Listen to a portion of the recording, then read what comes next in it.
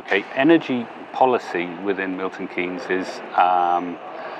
has undergone a number of phases, and about every 4 to 5 years the policy is updated in the light of changes or new technology, and the current energy policy is for, if I can summarize it, the ultimate aim of the policy is to reduce the energy consumption per capita of the inhabitants of Milton Keynes overall by 40% by 2020, based on a baseline of 2005.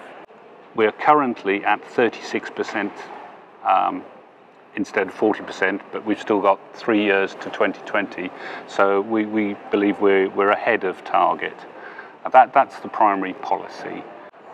That policy has been superseded with another document, which is our strategy document for up to 2050. Now, this is almost a less detailed document, because you can't say exactly how you're going to get to where you want to be in 2050 in policy terms.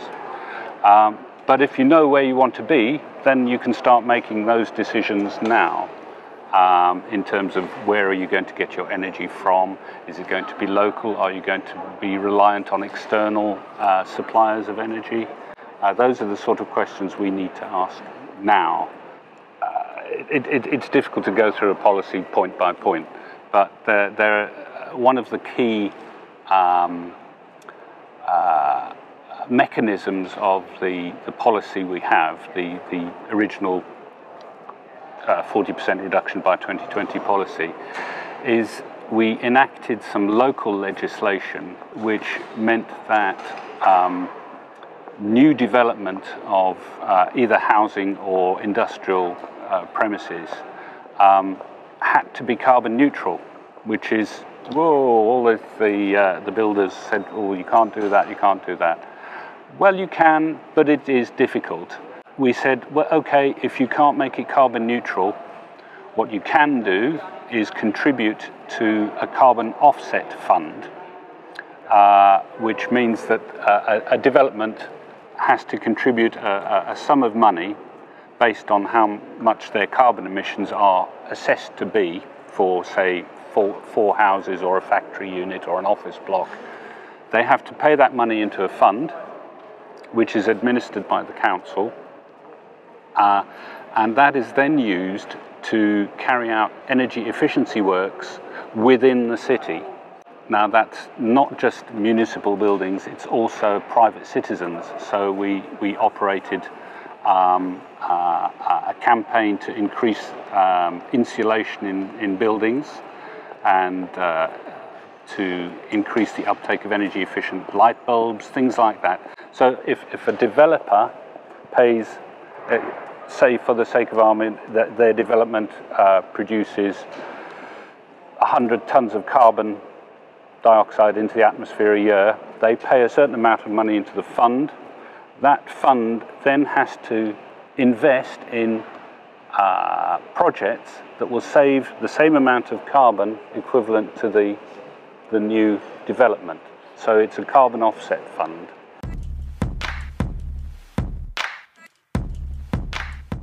Renewable energy is a difficult one in what we see ourselves as quite a high-tech city.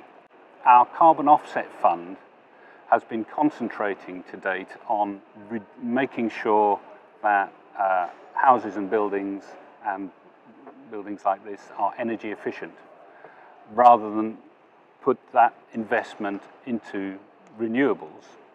Otherwise, you'll be generating renewables and then you just waste them. So the emphasis has to be make your buildings as energy as efficient as possible. Then you don't need as much renewables. That said, because a lot of the easy measures have been carried out, the loft insulation, wall insulation, energy efficient light bulbs. There's only so many walls you can insulate and light bulbs you can change until you have saturation.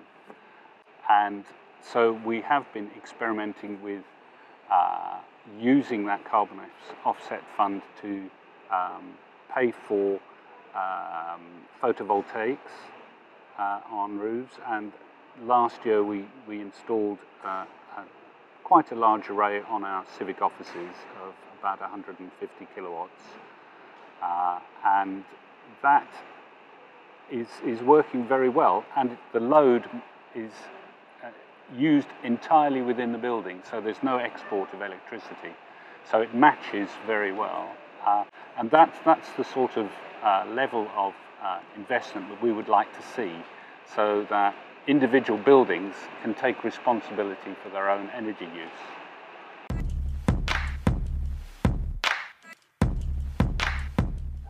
Cars.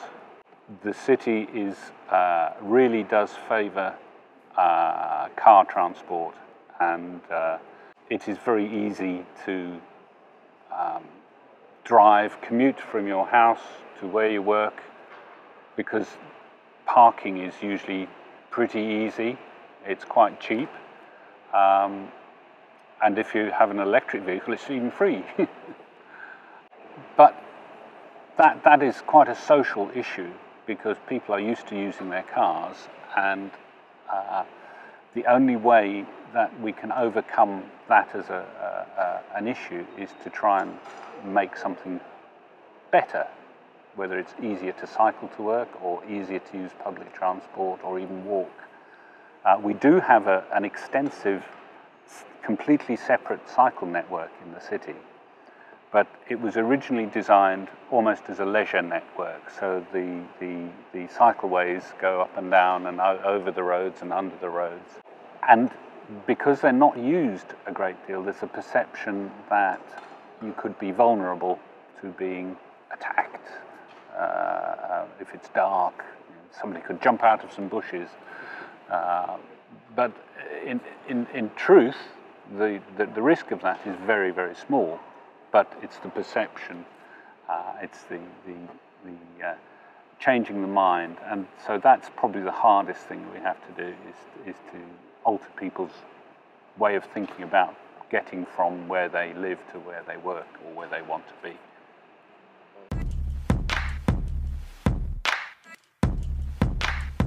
I wouldn't want to say tax.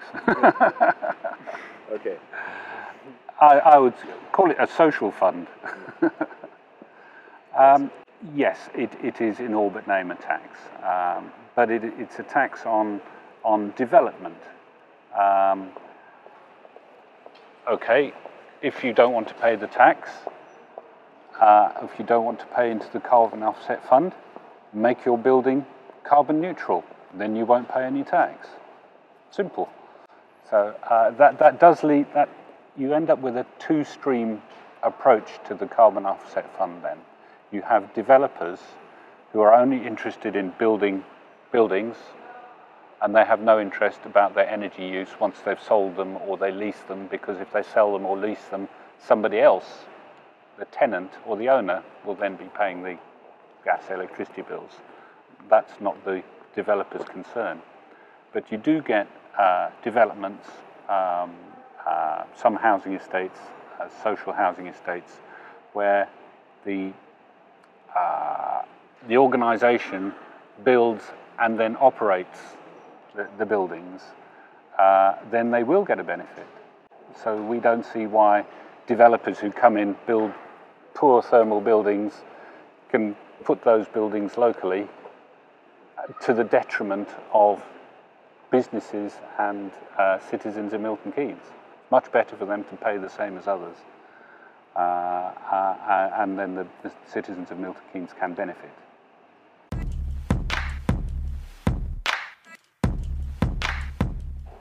It's a difficult one to answer, and I think that's common of a lot of other cities and communities. Where you're dealing with a big city, how do you know that what you're doing is resulting in the change you see. If I change all the lights in this building for low energy lights, I can immediately see the electricity bill go down. But when you're talking about a whole city, all we can do is say that we believe that what we're doing is affecting the trend, because the trend downwards that we are seeing is not reflected elsewhere in the country. So we're going against the grain. So you have to ask, well, why is the city meeting its carbon-saving targets? There are other cities that have similar downward trends, and they have similar attitudes to trying to promote energy efficiency and have better energy efficiency or better energy performing new buildings.